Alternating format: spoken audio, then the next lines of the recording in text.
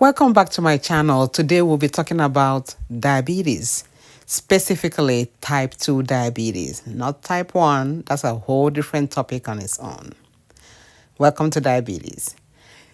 Now, here we will cover how one gets diabetes, how they know they have it, and what to do about it. How does one get diabetes? Genetics loads the gun. Your lifestyle is what's going to trigger it. So if your mom or dad or siblings have diabetes, you are predisposed.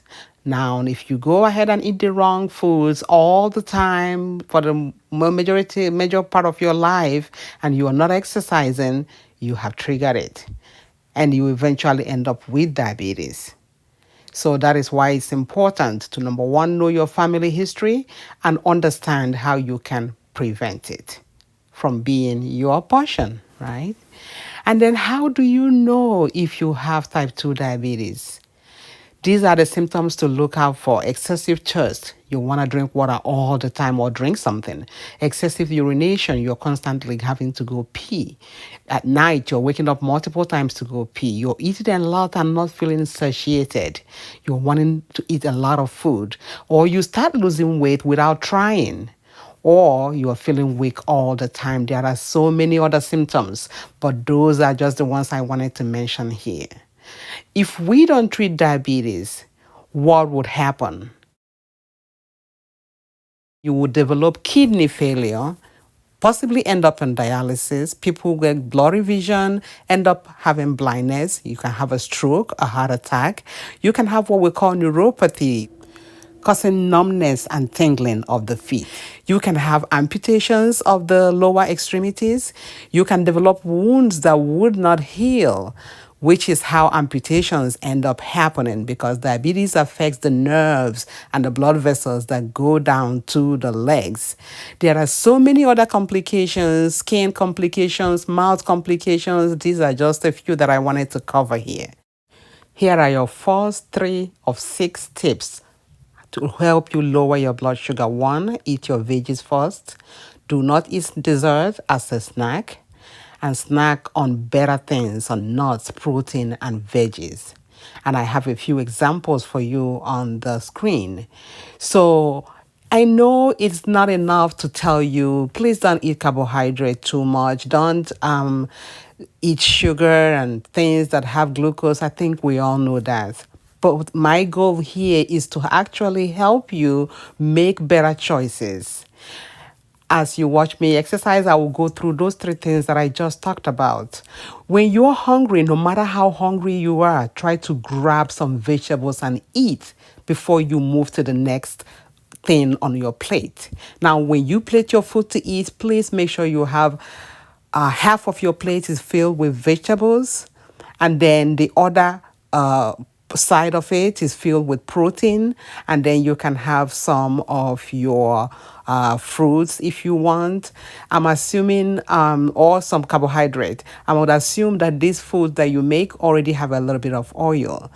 When you're hungry, you want to, and you're ready to eat, you want to sort of coat your stomach with some vegetables, layer it up with some vegetables. So then when you eat the rest of this carbohydrate that's coming, or the rest of the stuff that might not be so good for you, your body doesn't just, suck it all in because you're hungry. Your body will take whatever it is you're bringing. That's why my number 1 tip is for you to eat your vegetables first. And when you get hungry, some people, when you're at work and you're hungry, you want to just grab a cookie that's sitting in the conference room. You want to just grab any snack, these bars that they sell that are full of sugar. So those will be the wrong things for you to grab when you're hungry. The key is to be ready. Also, don't forget to get to your 6 to 8 cups of water a day. So this is the next set of tips. 1 is to skip regular breakfast foods if you must eat breakfast. So the regular breakfast foods, the pancake, waffle, cereals, they are loaded with sugar. That is the problem with them. So I recommend you eat the regular foods that you would eat for maybe lunch, dinner, eat it for breakfast. there is no, the reason people are so focused on breakfast food is because of the food industry. That's what they want us to buy, and it's full of sugar. I've never seen any of them that is really it has a little amount of sugar. It's always too many of them.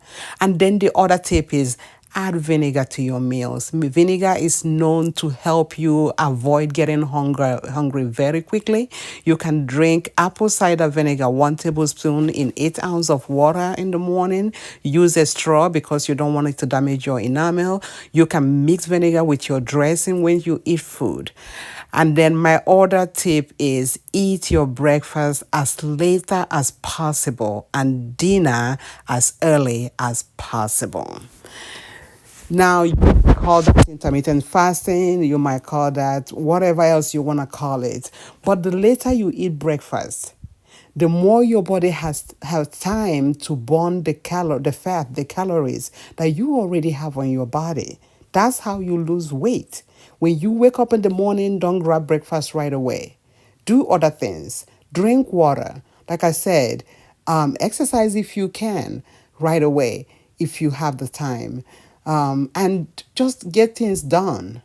Your body will get used to it. If you usually eat breakfast at 8 o'clock, try to move it to 9. Try to push it to 10 as soon as you can tolerate it.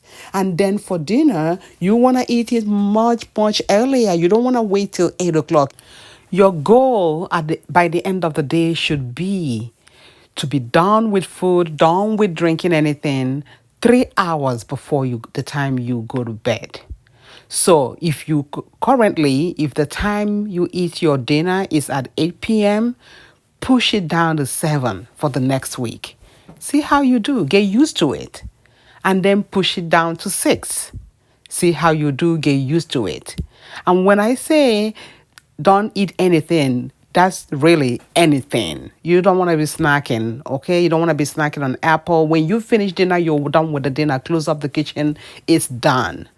And then you go to bed or rest, do whatever you have to do, and 3 hours later you go to bed. And over time, your body is going to get used to that. That's what people call intermittent fasting. Over time, you will not realize that you are going from 12-hour fasting to 16 and to sometimes more. Okay? And then my final tip is obviously to move your body. Find ways to exercise. You don't have to go to the gym. You don't have to do anything separately. All right? If after eating your meals, try to move. Apart from your particular exercise for the day, after eating your meal, now remember you ate so your body can digest it and use that calorie to produce energy for your body. So you want to get up and move and put it to a little bit of use. Let your body use the glucose that you just put in your system. You could do that, especially after lunch. When you go to work after your lunch, you want to move around for at least 10-15 minutes, something like that. And then basically, whenever you get a chance to do that, you should do that. That's really my recommendation for getting exercise in. The recommended exercise for every single one of us is really 30 minutes of exercise 5 days a week. But I say you start slowly. If you're not used to doing that, start slowly. And you can exercise in various forms. It doesn't have to be anything special. You could be using a stepper, but I do encourage you to get a weight, lift something. You could do a jump rope. You could sit on a chair and do different kinds of exercise. You can get on the floor and do different kinds of exercise. You can get outside and walk around. You can climb up and down the stairs in your house. So this is how you beat diabetes. There is no magic bullet. In my previous videos, I've discussed about carbohydrate and protein. You have to know the right things to eat. So the biggest part of it all is you have to stay away from sweets. And let me tell you, the things you drink that have sweets and sugar, because you're drinking it, it makes you take in more of it than if you're sitting down and actually eating. So when I talk to patients with diabetes, I always say, we start with the drinks. The soda, the juices, you don't need juice, especially these ones that they sell at the store. The sweet teas, we gotta get rid of them. The coffee, the iced coffee or however whatever kind of coffee, as long as they put all those things inside, the sugar, the cream with sugar, it's no longer good for you. If you're gonna drink coffee, I recommend you drink black coffee, black tea. That's what you wanna drink. Or you can put just maybe a little bit of half and half. If you're fasting, just know that could cancel out your fasting. But that's what I will recommend for drinking. And your water all day long. From the first time you wake up in the morning, you can put lemon in water and drink it. A little bit of apple cider vinegar. You can do that.